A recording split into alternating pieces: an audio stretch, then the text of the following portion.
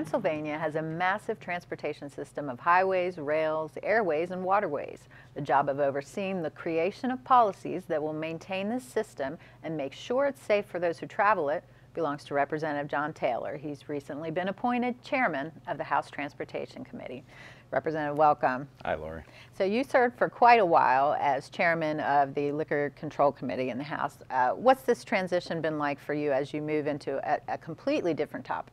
This is my fourth chairman assignment. I went from local government to urban affairs to liquor control. Liquor, we had a major project last year. We, at least in the House, accomplished that project and sent a major liquor reform bill to the Senate.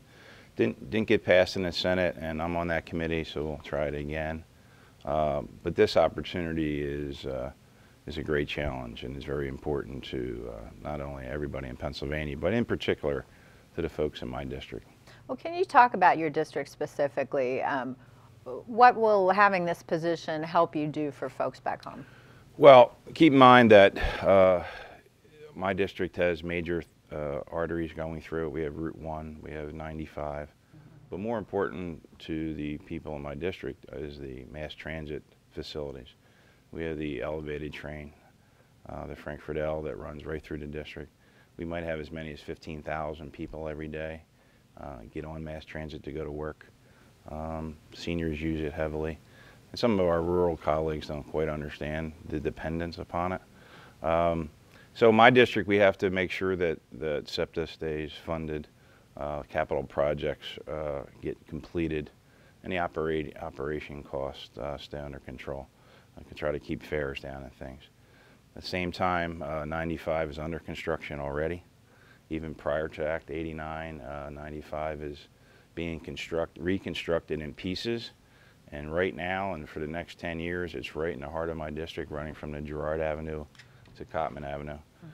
It's quite disruptive, not only for motorists, but in particular for the neighbors who live underneath 95. Sure. We have to make sure that's done correctly. And with this transition, not only from me on this committee, but with the new governor, new transportation secretary, some regional changes, we have to make sure that things flow smoothly through that area. That's right. And a couple years ago, the legislature passed and the governor signed a major transportation bill. What are the effects as far as bridges and roads that are being fixed around the Commonwealth or in your district? Right.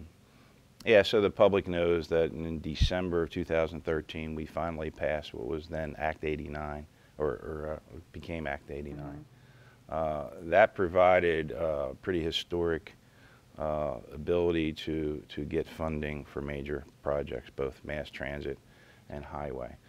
We will generate, when that is up and running fully, up to $2.5 billion every single year for these projects to continue to happen.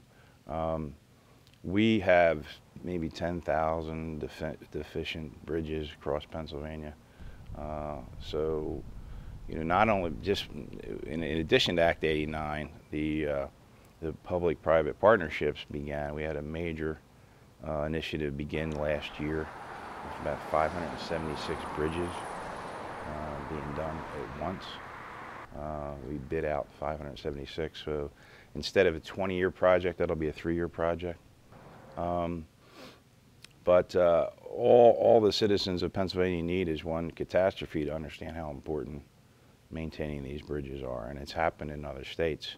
We don't want it to happen here. Anyone that needs repair is going to get it now under this program. The final question for today is, can you just, what's the outlook for transportation in general as you're looking forward to the next year or two? Yeah, I think you know, it'll be a new method of dealing with these things.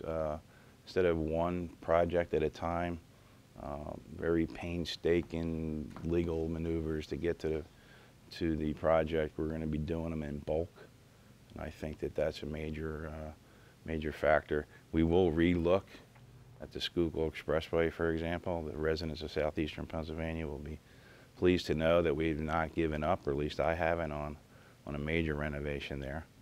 And engineers will tell you that there's no limit to what can be done. It's just a matter of how much it costs and how we're going to pay for it. Well, thank you so much for updating us on the challenges and the issues going forward with transportation. I know that's important in your district. Thanks, Larry. Sure.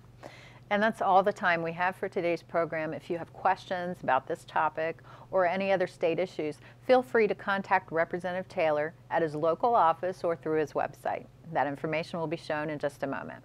Thanks for watching, and please join us next time for Legislative Report.